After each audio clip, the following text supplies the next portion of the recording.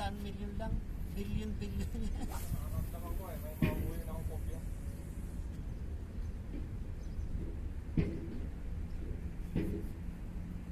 Kaya yung na-choose na yan. Kaya naman. Ngayon, nalabas yung mga pinagnanakaw. Makukulong mga yan. Si Cheese?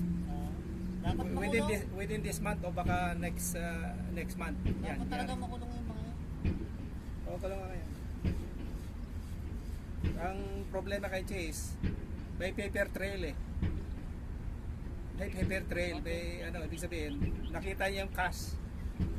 Yung mga cash, nakita kung saan dumaan eh. Nakita mo yung sinana na yan. Ulit-ulit lang pag nanakaw. Sinayang na yan, sinana. Kaya nga dapat ma-expose Kaya ito. gusto nila, mabalik ang Duterte para makalabas sila. Kaya dapat style na mga yan eh. ma-expose itong mga kalukuhan na ito para Kaya lang sa atin, marami pa rin panatiko ng Duterte.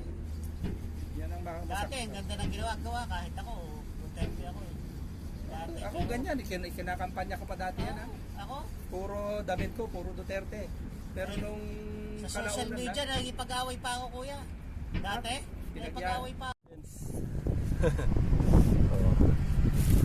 Ito nitrogen.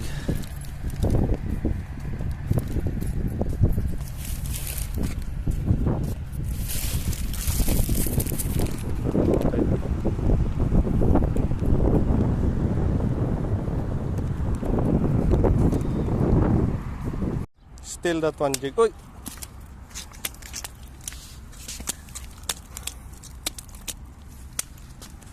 Thomas blood. Oh.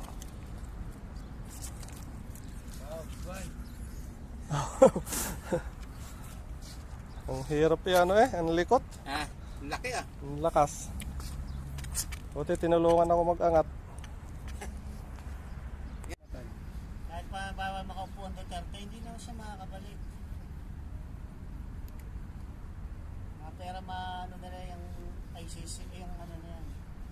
Minomonitor ko ngayon ito, pinapakinggan tong yung kay Ramil Madraga, yung narration niya sa Tsaka sa atin, nung pagaya ng mga war on drugs, ang napatay lang naman yung mga drug pusher at saka addict.